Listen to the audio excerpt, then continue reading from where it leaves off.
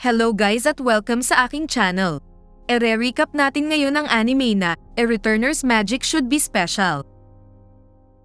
Habang sa isang silid naman makikita nating nag-uusap ang mga opisyales na dapat walang commoner ang makakapasok sa Alpha Class ngayong taon.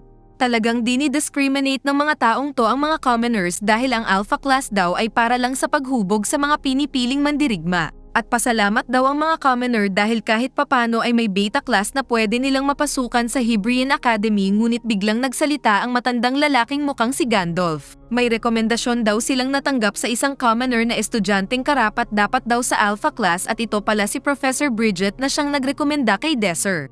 Maya-maya ay chinek ng mga nakapasang estudyante sa kung anong class sila napunta at nakita ni Desser na sa beta class siya napunta. Pero mas concern siya para kay Romantica dahil parang natulala daw ito nung makita ang resulta at maya-maya ay makikita nating hindi masaya si Romantica dahil sa classroom nilang sira-sira na.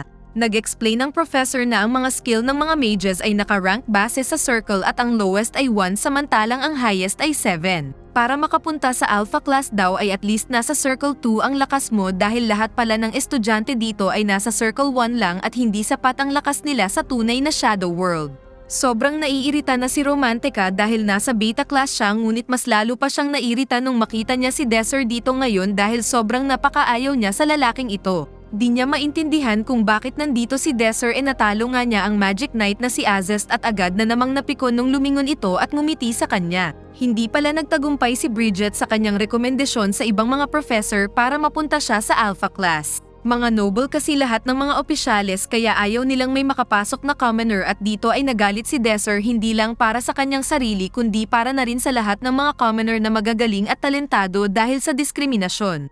Nagdesisyon siyang i-awaken ang lahat ng talent ng mga commoner hanggang sa makakaya niya. Habang si Romantica naman ay panay pagmumukmok dahil sa lungkot at bigla siyang nilapitan ni Dante at sinabing nasa Alpha Class daw siya at plano niyang sumali sa Blue Moon na siyang pinakamalakas na party sa kanilang eskwelahan. Mga top student na Alpha Class daw ang karamihan sa miyembro dito at inimbita niya si Romantica na sumali rin sa Blue Moon dahil magaling din naman daw si Romantica at kilala rin ang kanyang angkan. Nakapagpas siya si Romantica na pumayag sa isang rason na makapunta siya sa Alpha Class pero may kondisyon si Dante na dapat makikipag-date daw si Romantica sa kanya. Ngunit ito pa daw ang una nilang pagkikita at sumagot naman si Danteng na love at first sight kasi siya kay Romantica. Pag-iisipan daw muna ito ni Romantica at may binigay si Dante sa kanya na isang bagay na binibigay lang daw ng mga lalaki sa kanilang lugar sa babaeng mahal nila. Di makapagsalita si Romantica sa ginawa ni Dante at biglang nagulat dahil nandyan na pala si Desser sa tabi niya.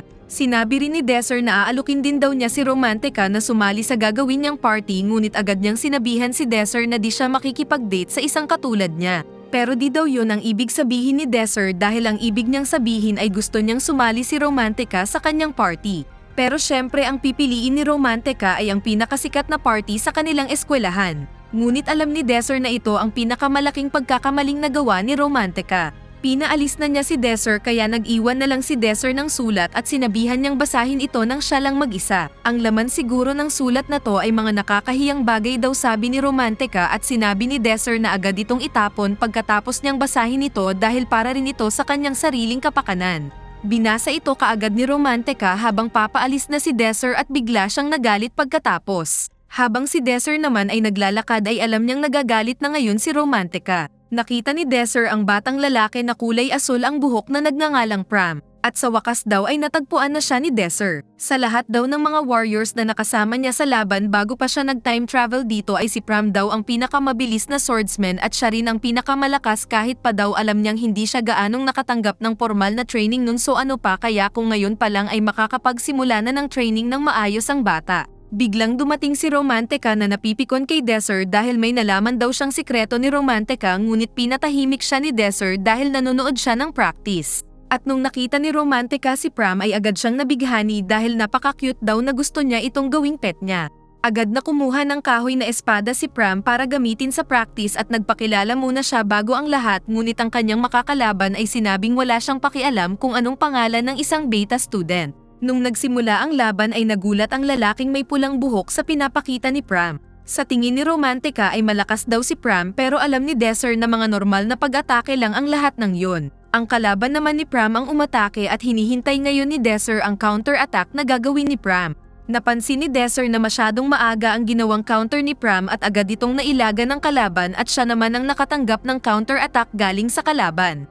Inanunsyong ang pulang buhok ang nanalo ngunit di pa siya nakontento at nilapitan si Pram at pinagsusuntok ito habang ang referee ay walang ginawa at nanonood lang kaya agad nakialam si Desir dito. Tapos na daw ang laban ngunit mas nagalit si pulang buhok kaya ininsulto niya ito at sinabihang nasaktan ba siya kanina sa ginawang pag-atake ni Pram sa kanya. O di kaya'y baka nagseselos siya kay Pram dahil mas magaling pa ito kaysa sa kanya at dito ay lubhang nagalit na si pulang buhok at inatake si Desir dahil sa narinig niya ngunit sinalo lang ito ni Desir gamit ang kamay niya. Sinabi ni Desir na panalo na siya sa laban ngunit tinanong niya ulit si pulang buhok kung may gusto pa ba siyang gawin. Aalis na lang daw si pulang buhok na ang pangalan pala ay Percival pero tatandaan daw niya ang pagmumuka ni Desir. Pagkatapos nun ay ginamot niya si Pram at sinabing gumamit siya ng magic para sanggahin ang espada ni Percival. Humingi ng tawad si Pram ngunit okay lang daw yun dahil siya naman ang nagdesisyong makialam. Ngunit dahil daw dito ay may kaaway na si Desir sa Alpha Class pero okay lang daw yun sabi ni Desir at sinabihan si Romantica na kumalma dahil para natong tanga sa pagkamangha sa cute na mukha ni Pram.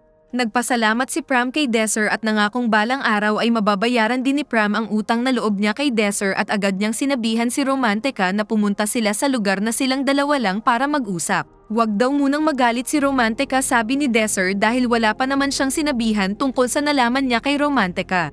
Ngunit alam na daw ito ng mga professor sa eskwelahan at yun din ang dahilan kaya napunta siya sa beta class kahit isa pa siyang noble at magaling pa.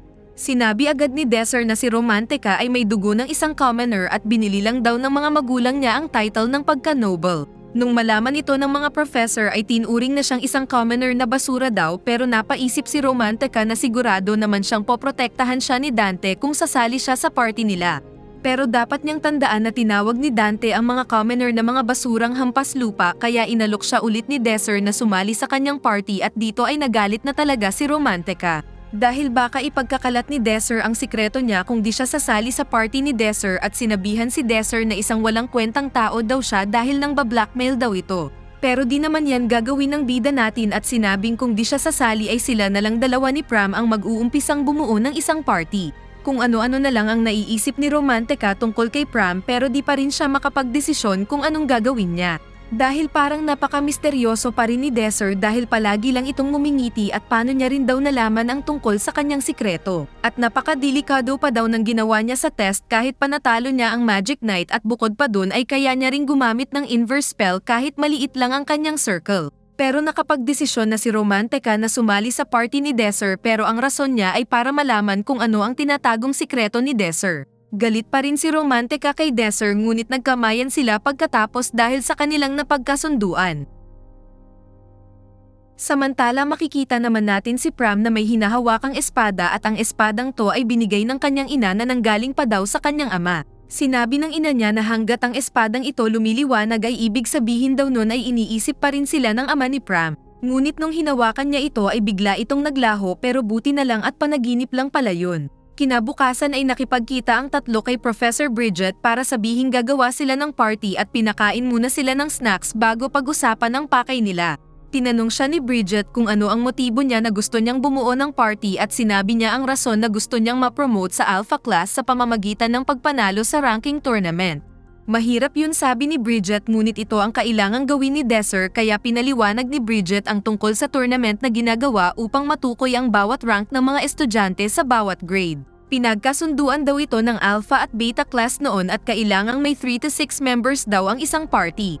Maglalaban daw dito ang dalawang party at kung sinong party ang parating mananalo ay aakyat sila sa standings. Pero di ibig sabihin na ang party na may maraming miyembro ay mas mataas ang tsansang manalo dahil individual performance daw ang basehan nito. Maraming paraan para tumaas ang rank at ang pinakasusi nito ay kung gaano kalaki ang na-contribute ng isang kagrupo sa pagkapanalo ng party nila. Dahil ang pinaka-objective ng tournament ay para malaman kung gaano kagaling ang isang estudyante at ang mananalong party ay papasok sa isang shadow world para sa huling pagsubok ng tournament.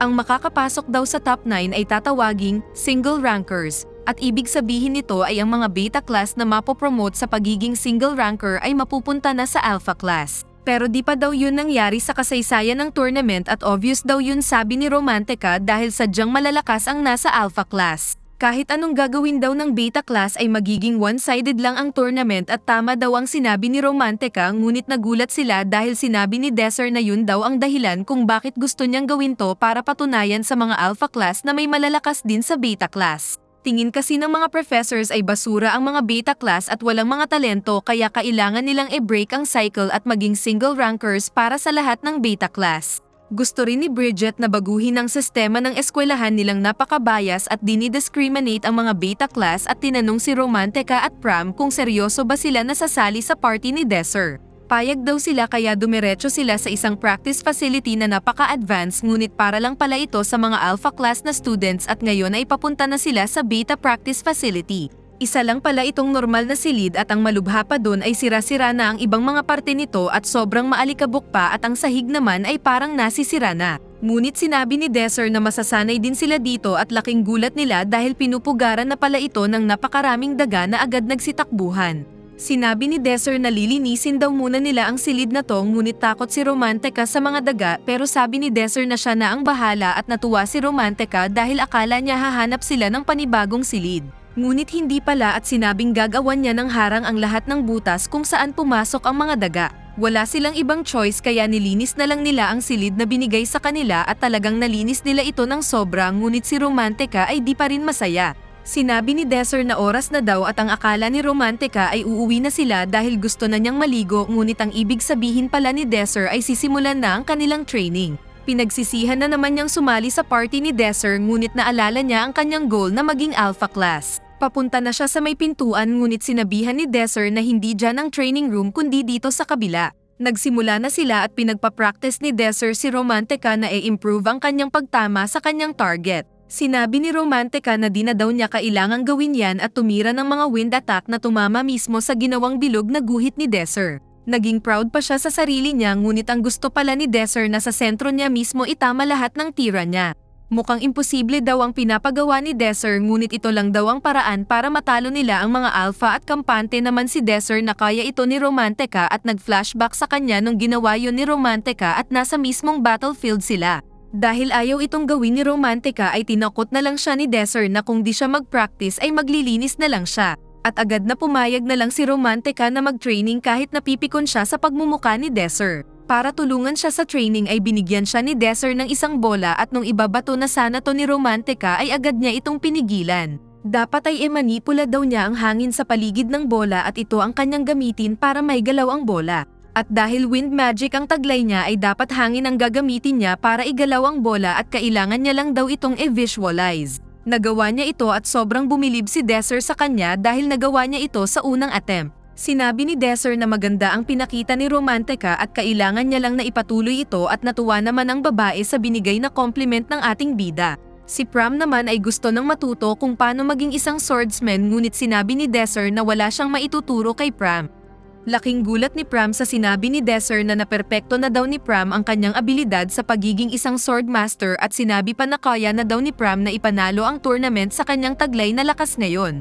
Ngunit di daw yun totoo, sabi ni Pram, dahil kung wala si Desser kahapon ay baka ano nang nangyari sa kanya, ngunit alam ni Desser ang totoong potensyal ni Pram. Dahil ang ipapakita niyang abilidad sa hinaharap ay hinding-hindi daw niya makakalimutan. Sinabi ni Desser na ang dapat gamitin ni Pram ay isang espadang magaan lang na parang rapier. Biglang nalungkot at nagalit si Pram dahil may rason kung bakit di niya magamit ang gusto niyang gamiting espada para sa kanyang estilo. Pero kailangan niya daw itong gamitin, sabi ni Desser, kaya sinabihan ni Pram si Desser na samahan muna siya. Iniwan muna nila si Romantica na mukhang masaya namang nagtitraining mag-isa. Dumating sila Desser sa kwarto ni Pram at sinabing di niya alam kung anong itsura ng kanyang ama dahil naglayas daw ito. Isang commoner lang kasi ang ina niya at ang ama naman niya ay isang noble. At ang iniwan lang ng kanyang ama ay isang rapier na espada at laking gulat ni Desser nung makita ito dahil yun din daw ang ginamit ni Pram nung lumaban sila sa digmaan sa darating na hinaharap. Napakaganito at sinabi ni Pram na nung nalaman niyang iniwan ito ng kanyang ama para sa kanya ay agad siyang nagsimulang mag-training para maging isang mahusay na swordsman. At kung darating ang araw na magkikita sila ng kanyang ama ay rerespetuhin siya dahil naging karapat-dapat siya na gamitin ang espada niya. Nung araw na malapit ng pumanaw ang kanyang ina ay sinabihan siyang wag makipagkita sa kanyang ama dahil magkaiba sila ng mundo at ni hindi nga sinabi ng ina niya kung ano ang pangalan ng ama ni Pram. Dahil ang pagkakaroon daw ng anak galing sa isang commoner ay isang kahihiyan para sa mga noble, pero kung binisita siguro ni Pram ang kanyang ama at kung alam niya kung saan to nakatira ngayon ay baka tanggapin siya nito at patitirahin doon. Pero alam niyang pinoprotektahan lang siya ng nanay niya, pero gusto pa rin ni Pram na malaman kung sino ang ama niya at isa rin ito sa mga rason kung bakit nag-enroll siya sa Hebrian Academy. Ano ba daw ang problema kung gusto mong malaman kung sino ang ama mo at bigla siyang nagalit matapos niyang sabihin yun? At sinabi niyang walang halaga sa kanya ang espadang ito dahil hindi ito kahit nanggaling pa ito sa mga noble na angkan. Hinampas niya ang espada sa sahig dahil hindi siya naniniwalang minahal siya ng kanyang ama, dahil kung totoo yun ay di niya sana sila iniwan ng nanay niya. At nangako siyang hindi nagagamitin ang espadang yun. Kinabukasan habang nagte-training sila ay may nagaganap ng pag-asenso kagaya ni Romantica na tumatama na sa bilog ang bola ang kinokontrol niya sa pamamagitan ng hangin at sinabing na master niya daw ito sa loob lang ng 3 araw. Ngunit sinabi ni Desir na ang bola ay lumabas pa rin sa gitna ng bilog na guhit. Bigla siyang tinitigan ni Desir habang naalala ni Desir ang binigay niya kay Romantica at may naisip siyang idea. Inutusan niya si Pram na ilabas ang rapier na espada, pero sinabi ni Pram na wala na siyang paki sa espadang yun at di na niya yun maipapakita kay Desir.